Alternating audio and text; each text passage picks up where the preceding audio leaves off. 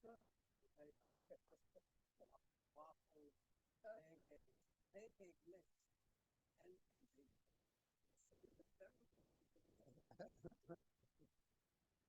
what I need to know what place that is. Yeah. Forget about, people always argue that the family that they were exposed to, but they never. Yeah. Year of Learning, Bella and David Abbott, in memory of her father, Eliel ben Yosef Cohen. Those who were inspired by Rebbetzin Emeritus, Sheila Shapiro, Sarah Esther Malkabot, Meshulam Yisachar.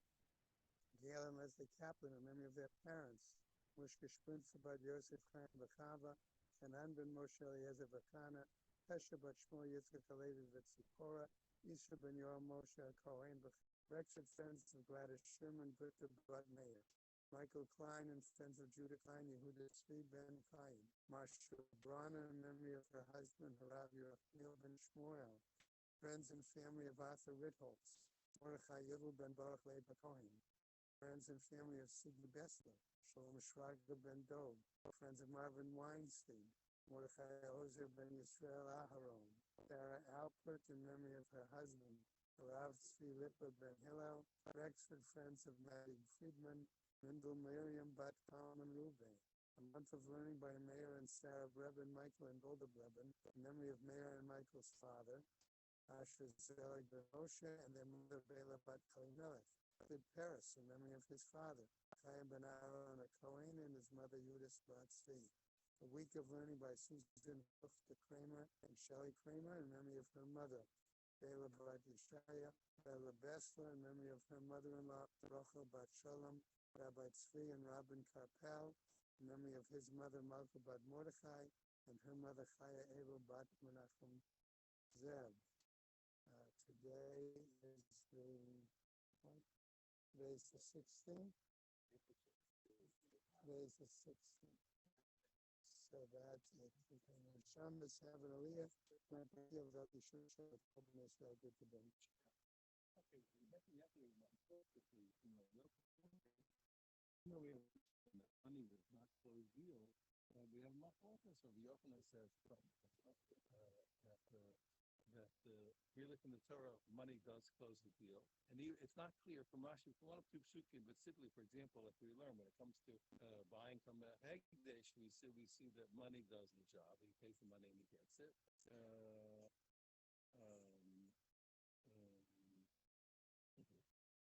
So the second gives the money he acquires. And only the rabbis said, protection, like we said, for the protection of society, he said that money does not close the deal. And Yisrael said no, from the Torah, because he brings the pasuk also to teach me Lita miyad liyad, that that's the thing comes from hand to hand. So that until a person actually takes physical possession of something, money doesn't close the deal. And that's from the Torah, money doesn't close the deal. Yochanan said rabbinic decree, and according to Reish Lakish, it's from the Torah. So now we're going to try and use an indirect proof. There's the Gemara Tanan. We learn. So where are we? Mem Zayin Amud Bey.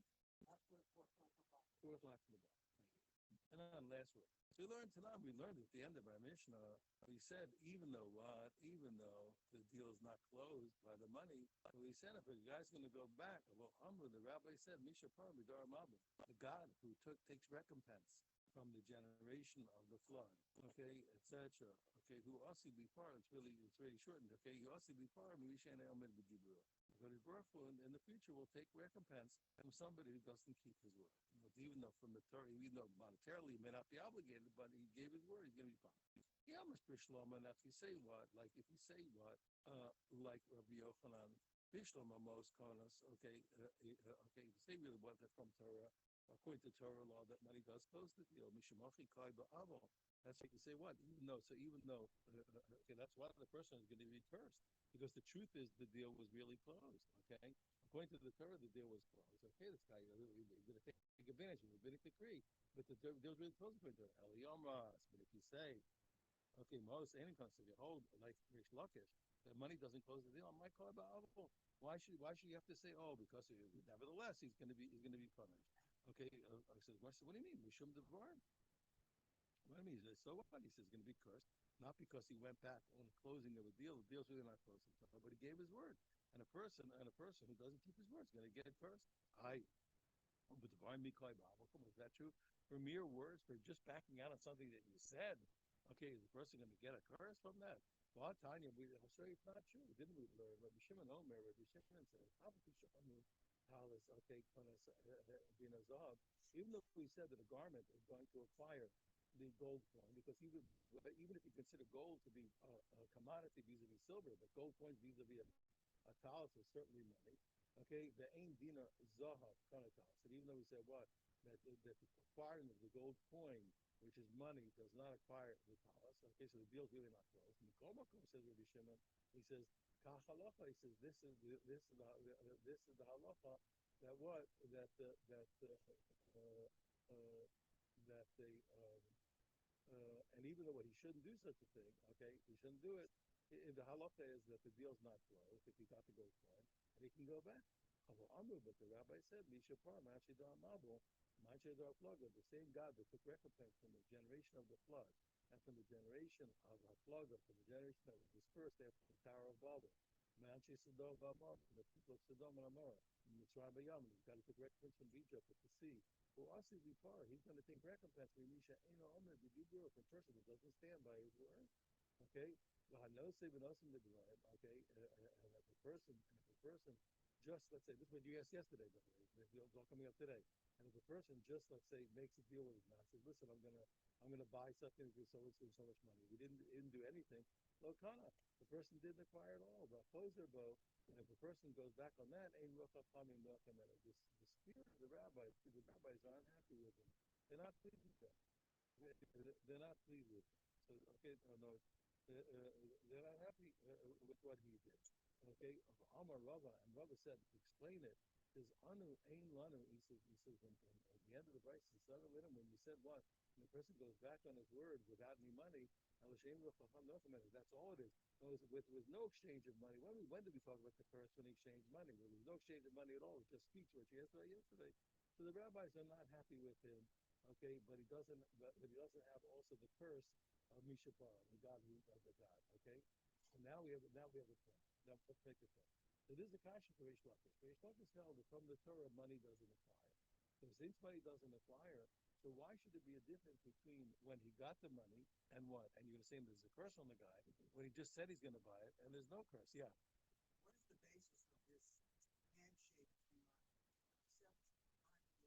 That's a different story because we have that's a different story because we have a general once something becomes a standard in the marketplace, that's a legal kinyan from the Torah. We're going to talk about it.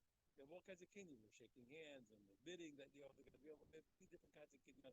One day, if we want, we can make a little seminar. If you look at the paper that the rabbis use to sell chametz to a guy, so since we're so insanely intent upon not having chametz on Pesach, and we have all kinds of questions about what it takes to get the guy to acquire it, we use 7 different acquisitions, you understand, to make sure that he gets it no matter what. And so you see over there, we make a handshake, etc. The very fine non-Jew who I sold to all those years in Phoenix. So it came about. He knew that he was a very bright guy. He's an engineer. So he knew everything by heart. So I'm trying to remember what I do. He says, next week shake hands. He says next week. he knew everything by heart. But anyway, so you'll see. So that's a different story because once something becomes an accepted transaction in the marketplace, that's a kinyan. We can rely on it. That's a different story. But over here, okay, the guy just said that over here it's not the case. So he said, so now we have a big kasha Reish Lakish. Since according to you, there's no difference. Okay, whether he gave money or not, he's not kona. He's not kona. So why in one case, why should it be that when he gave the money, he gets a curse, and when he didn't give the money, the robbers are not happy? I understand according to Rabbi Yochanan holds to what that from the Torah money really acquires. And it's the way he gets cursed because he's taking advantage of a rabbinic decree. Okay, so he's going to get a curse. And when he only spoke, there was no real transaction. So there's a difference. It's a lesser thing the rabbis are not happy with it. So according to you, Reish Lakish, it should be exactly the same. There shouldn't be any difference. Okay, he says no. Even so, he says even when it's all even from the Torah never acquired all, but still words that have money with them that actually that he gave the money that gets a curse.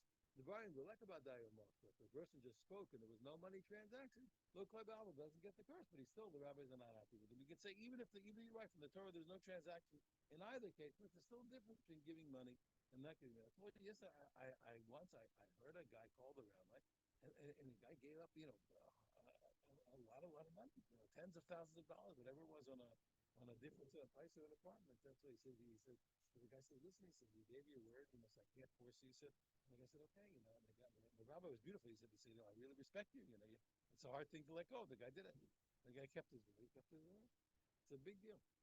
It's a big deal to keep your word. Amar Rava, okay, Kro Umaslisa, so we're in the midst of it. We have our machlokas. By the way, what's one of the differences? What you asked yesterday, Steve, what you asked about it's a machlokas really, but according to Rashi, there's a difference. What's the difference? If according to Rabbi Yochanan, the deal really went through, so the guy really owns the stuff. So if you marry a woman with that, so he's married in the Torah.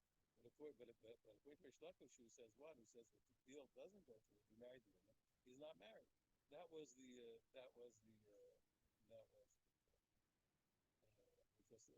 pardon me, no, really married.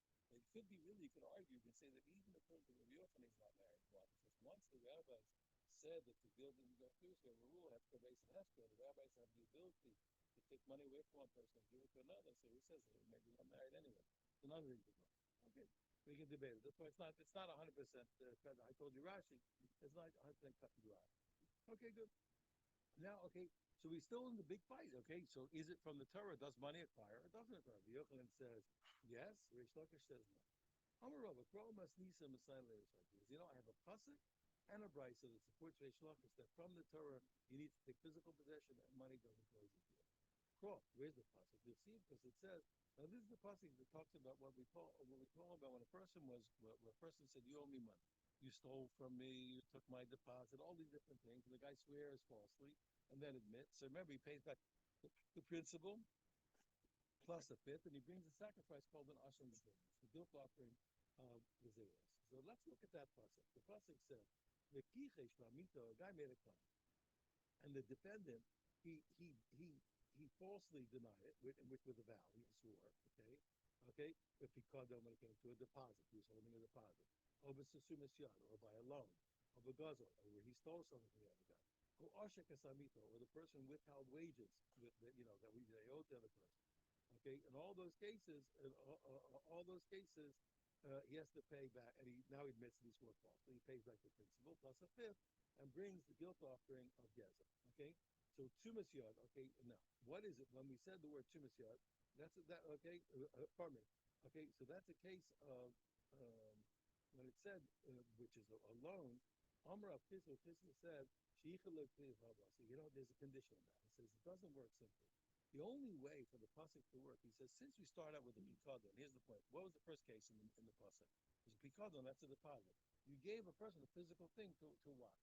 In a loan, just what? He owes you money, but there's no physical object. So he learned, Chizda learned that everything has to be like a pikadon. There always has to be a physical object that's actually in possession of the defendant that he's denied. Okay, there's a physical object.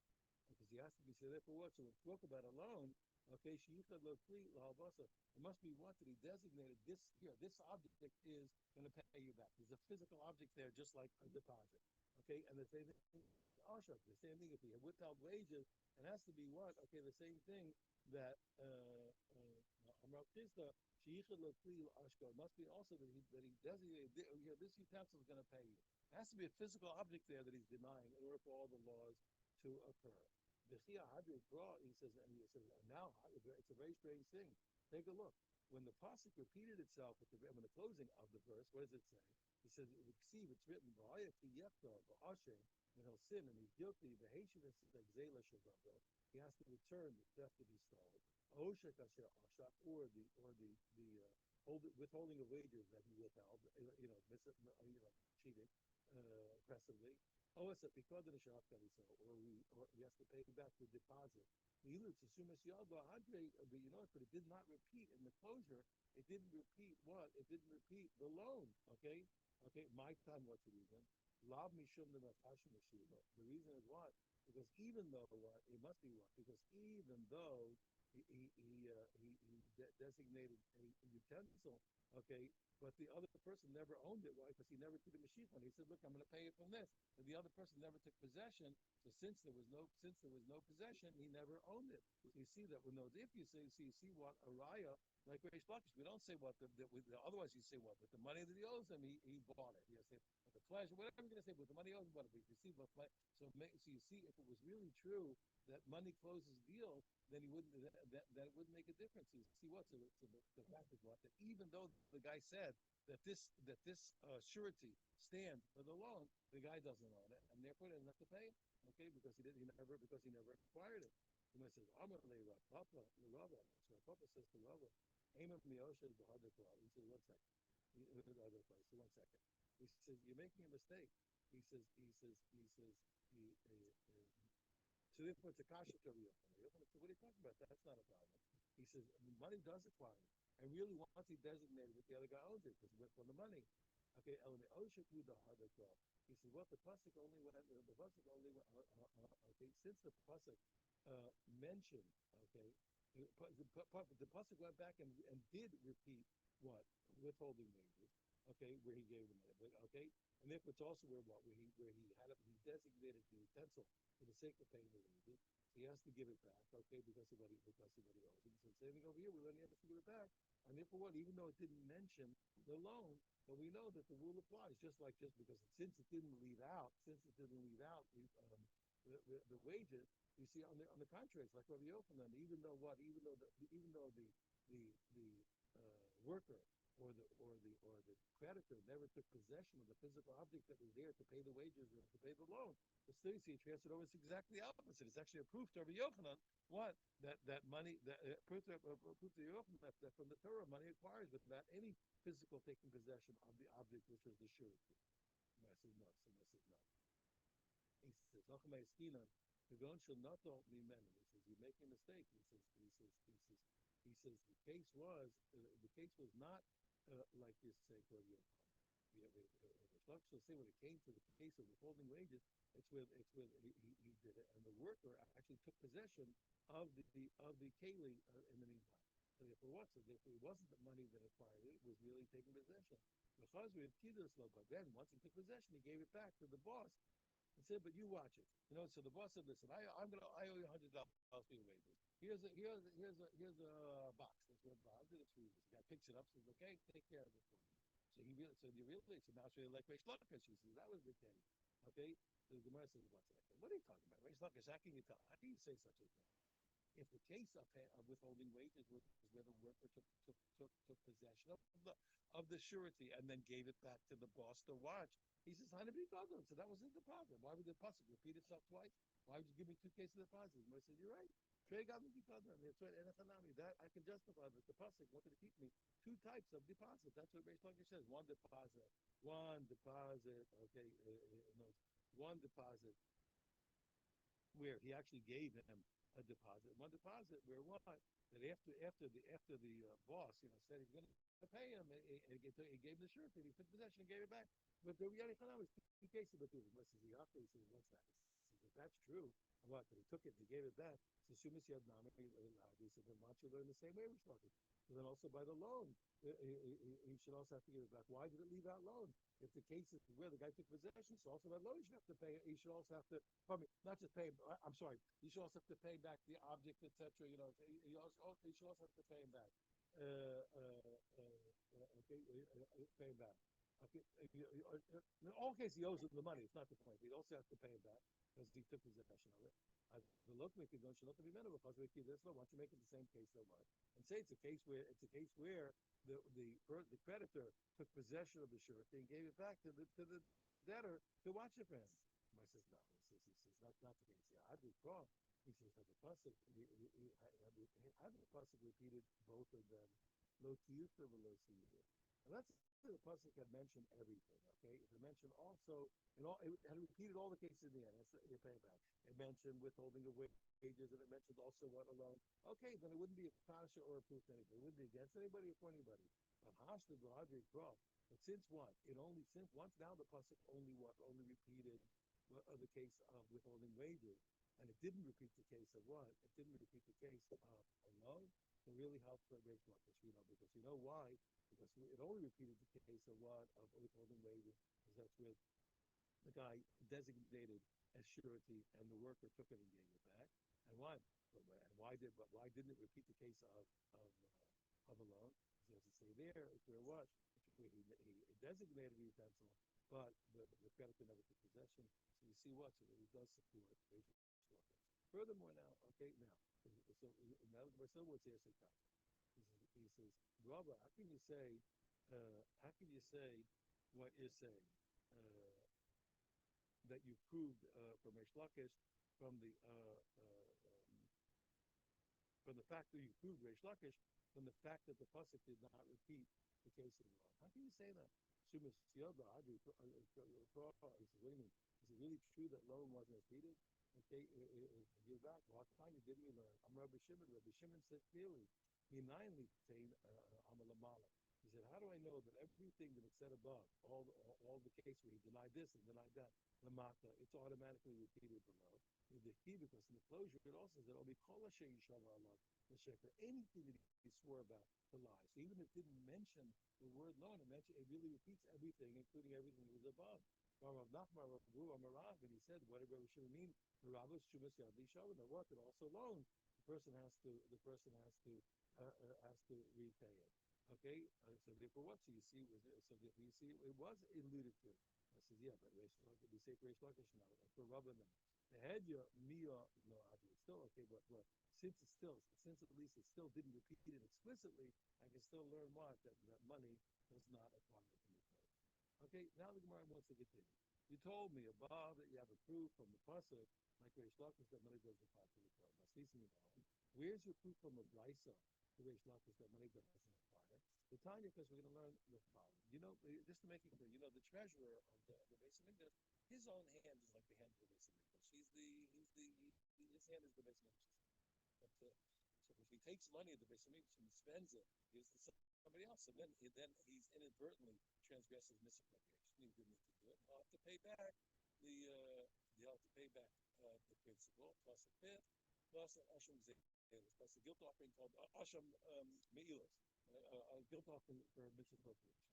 Okay, good. So then, that's it. So now we have to see by looking at the way that he's obligated or not obligated, he has to transfer the ownership to somebody else. By looking at the way he's obligated and obligated, will prove, like Reish Lakish, that money doesn't close the deal from the first. Because we learned the time we learned in the Brisa. The son of the Baal, if the treasurer of the Beis Hamikdash mistakenly had a penny, and he gave it to the bathhouse worker, he said, here, this is for you to wash me. Okay, Maul, he automatically, at that point, once he gave it to him, he is already misappropriated, and he has to do all the laws of the misappropriation. Well, Rav said, Dr. Laban said, but it's only by a bath worker, because by the bath worker, apparently there were no utensils. Because otherwise, you see, when I make a deal with a guy, I actually close the deal by taking the utensil. Okay, so it's only by a bond, by the bath worker. So once he paid him the money, so the deal was closed. Okay, because he hired him. Okay, the loma chasa shita, because it wasn't missing any acquisition. So when it came to a different service, the machasa shita, that's missing taking possession. Then the treasurer, it didn't misappropriate until he took possession. So, for example, we're going to see in a minute. By a barber, what they would do is, by the barber, he would pay the barber. In order to close the deal with the barber, pay the money, but he would take he'd take the scissors from him, etc. No, the guy who's getting the haircut would take the scissors, close the deal. You have to take possession, okay, to close the deal. Well, Tanya, okay, so you see what? So you see clearly that what? So you see that what? That money alone, wherever there's something to acquire, the deal's not closed till you acquired it. That was the way.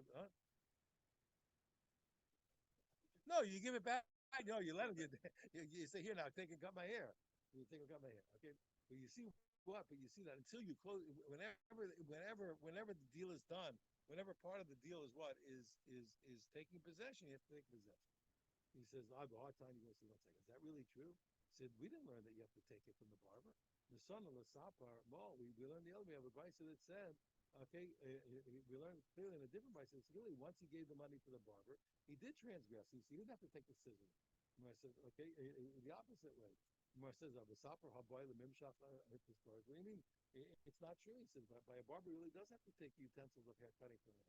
Gemara says, so it's a contradiction. There's an achamai screen. Don't worry. Really, it depends.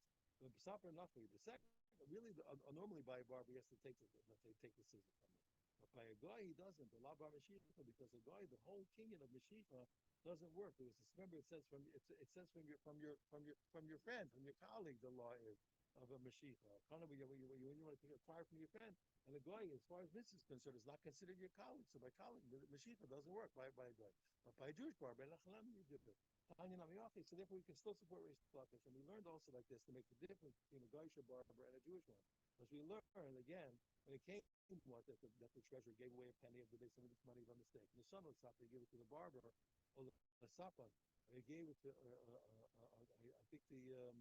was that the ferry boat, the ferryman, the boatman. Okay, oh the whole balei amanos, okay, or to anybody, or any craftsman, lomala the mashach. It's not he didn't transgress until he took from them. He actually took possession of whatever their work utensils are.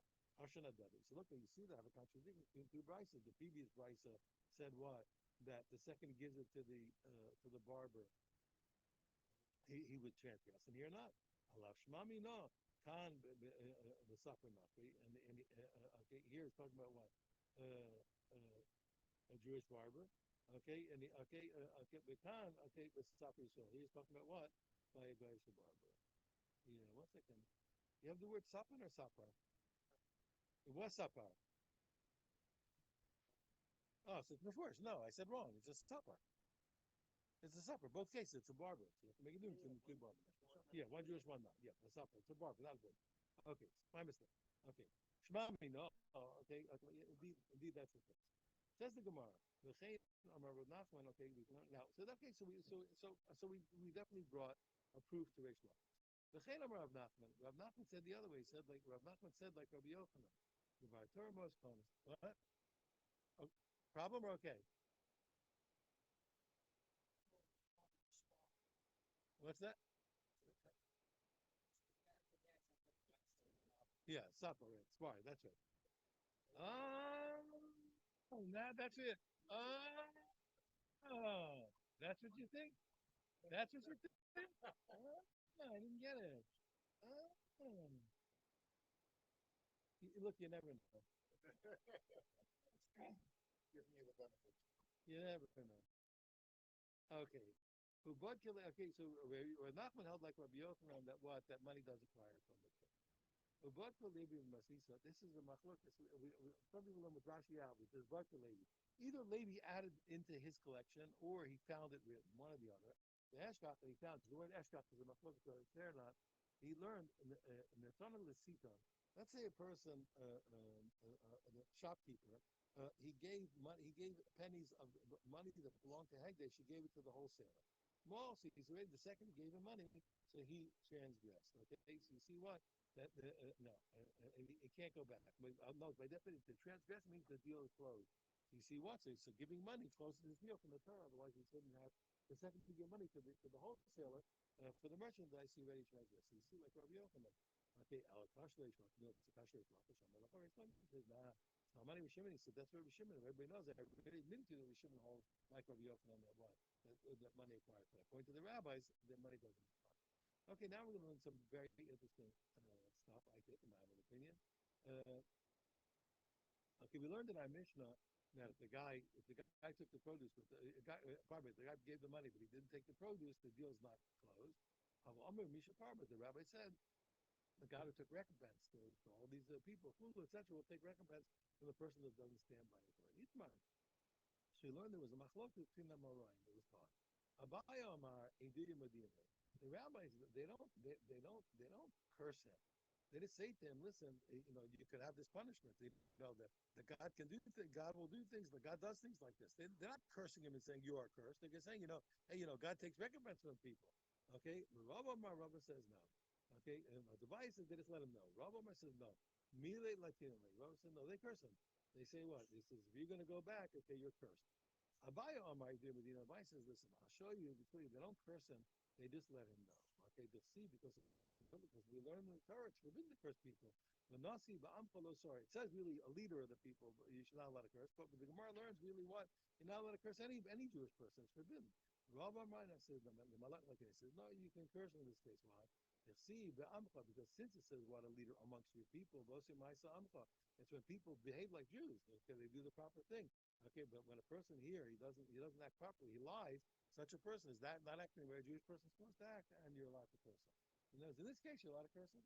Okay, so it's a machlokas. Do they curse him or do they just tell him that God gives these punishments? Amar Rabbi Meir, he says, how do I know? Let me show you how I know from our tradition that what actually happens is the basin actually curses him. Yechia bar Yosef, one time Yechia bar Yosef, he was a rabbi. Yahavu le Amilcha, okay, Juzi Amilcha. His buyers made a down payment. Okay, they gave him a few pennies on the salt. The soap, okay.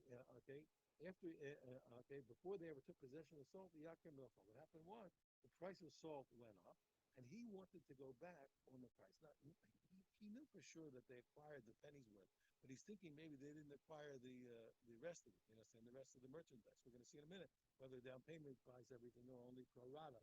Is it called pro rata? I think it's pro rata. You know, per penny. It says after the coming to Rabbi Yochanan, he came from Rabbi Yochanan. Rabbi Yochanan said to him, he says, no, you can't go back. You have to give him the salt. You can't break the deal. The love, and if you don't give it back, come up mishapara. Accept upon yourself, mishapara. Accept upon yourself this punishment that God will pay back. If you say what that all the rabbis do is let them know that since the learned person did he need Rabbi Yochanan to inform him that God does these punishments? So it must be he's cursing him. It must be he's telling him if you don't do it, I'm cursing you. And now he's letting him know because this rabbi is a learned person. He doesn't have to be made aware of this. You have to curse him. So if we see what, clearly curse him. Belamaga says, come on, what happened? How do you interpret the story? What do you think? He says, so what do you think? You actually cursed him? He says, what are you talking about? What are you talking about? When put himself in a position to get cursed? What are you talking about? He's going to do it? That's the thing. What are you talking about? He's going to come in front of it to get cursed? Ella, you're missing the whole point. That's not what happened at all. Ella is here by Yosef. What really happened was like I told you originally. They paid him a down payment. That's what it means here. Okay, and who Sabar, Achia Yosef was the opinion, like I told you, he believed that they only buy per rata. And he felt that the rest of the stuff was never bought. So he really thinks he wants to make sure he thinks he can go back and not do anything wrong. He never sold them the rest of the stuff, the rest of the salt. He wants to go back and make the higher price. Well, Yochanan said to him, he said to him, no, he says, once they make the down payment, they acquire the entire salt. Paying a down payment closes the deal. That's why he did everything. So therefore what? So he told him, if you don't do it, you're going to get cursed. That's all. So we can't prove anything. We can't prove it. Itmar. So he says, listen.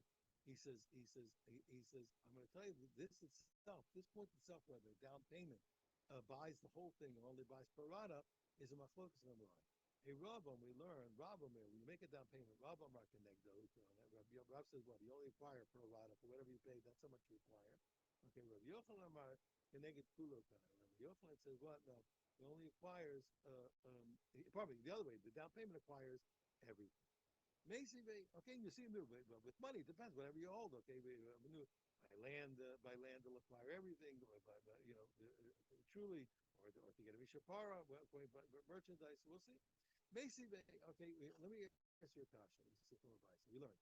Now, this word Erovan here is, be careful, same word, different meaning. It happens sometimes.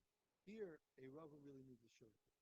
Up until now, Erovan we talked about meant a down payment. Now we're going to use the Erovan differently, means as a surety. Basically, yeah.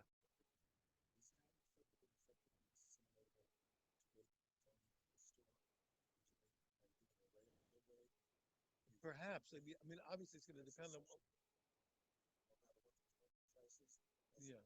Yeah.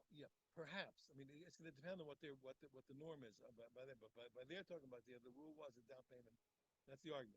I can't. We have to always see what are the reigning rules in any given market. You have to know what's going on, particularly in America. You have to see what they do.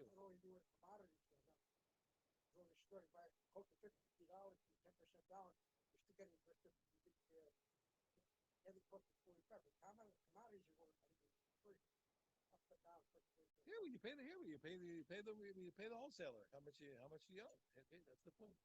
Okay, always he said to him, he said, now watch it. This guy, I just want to use the word asmachta is a funny word. We say today taking a bet, but what asmachta really means this, and asmachta is taking a bet, but it means something where I don't think I'm going to lose. I say to you, he said to you, you'll never do that. I said, listen, if I don't do it by 3 o'clock, I'll give you $100. That's what we call it's a bet. But what I'm really saying is I'm so sure of myself. I'll say something outrageous. If I don't get there, I'll eat my hat. That's an asmachta. If I don't get back by 3, I'll give you $100. That's called an asmachta. We call it taking a bet. What it means is I said something I don't intend to lose. I'm so sure of myself. I say if I don't get back there in time, I'll pay you $100. So that's the question: is a machlokas, does it mean anything? Does it do anything? So he said, let's say, so the guy said, listen, a guy gave he put down a surety, okay? Okay, just saying what, as a way of saying, I'm going to punish anybody who breaks the deal. I want to secure the deal. Okay, he says to the buyer, says to the person he gave it to, if I drop out of the deal, you can keep it. Keep the deposit. Allah, and the seller says to him, he says, he said, if I break the deal, I'll give you double. I'll double your deposit. So the buyer says, I'll lose my deposit, and the seller says, I'll double your deposit. Each of them is speaking in an exaggerated fashion. He doesn't want to lose the deposit. He doesn't want to pay double. No, they don't intend to lose. They intend to just do what they do. They're just trying to say, I'm so sure of myself, it's never going to happen. So we said, this time of Tavarim, dear Rabbi Yossi. Yossi says it works. The rule applies. Therefore, if the buyer breaks the deal, he loses his deposit. If the seller breaks the deal, he has to double the deposit. Oh. So now the Gemara says what? Rabbi Yossi. So first of all, the Gemara breaks in and interjects into the Bryce, and it says Rabbi Yossi, the time Rabbi Yossi said what he said, because he believes what? That exaggerated talk, actually works. Even though the guy never thought he was going to lose, okay, he feels that it works, okay? Why? Okay, Omer, okay, who says no? He says no. He says Daya Shikna can never ever. He says they both can't go back, okay? But it's only the amount of but they only are bound by the amount that the actual security was worth. That's how much they're bound. But more than that, the rest they can back out of the deal. But the Brisa continues. Shimon says the third opinion. When did we say that they only acquired, that the deal was only bound pro rata? It's when he said that my surety is going to buy. Why? Because he didn't say it was a down payment. He said it's going to buy it. It doesn't buy it. Okay, he just wants it to buy the whole thing. It doesn't work. But if the guy was selling him a house or a field for $1,000, let's say, and he pays 500 on the 1,000, okay, then he acquires everything. He acquired everything, and he owes him. He can't back out. He owes him the remainder, and even after several years, he has to pay the remainder. My lot. Now we're finally getting to our point. He says, now look, what was the case where Rishim Gamliel said, okay, that by real estate, that the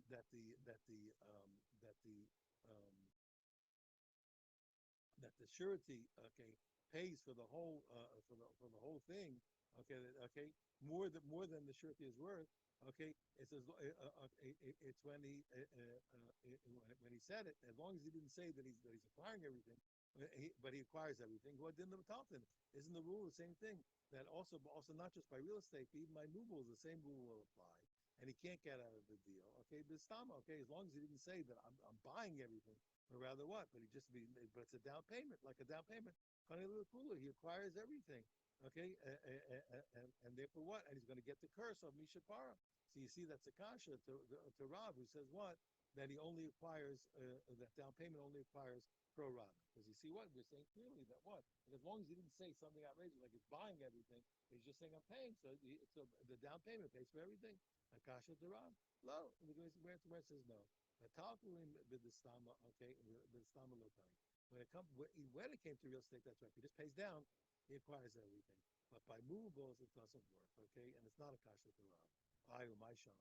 Okay, why is it different? Why should the rule be different between, let's say, a surety or down payment for their land as opposed to for movables.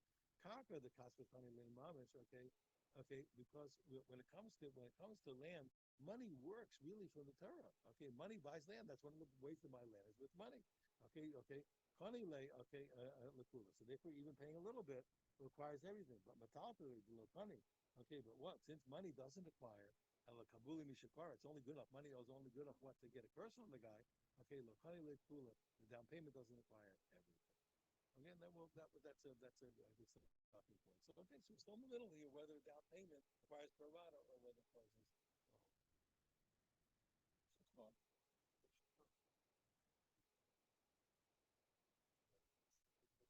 Yeah, this is it. You're in the thick of it. I told you, lots of kids write their MBAs on this chapter. Yeah, lots of Jewish kids. This is their thesis. Master's thesis. I knew a guy here in Florida who did.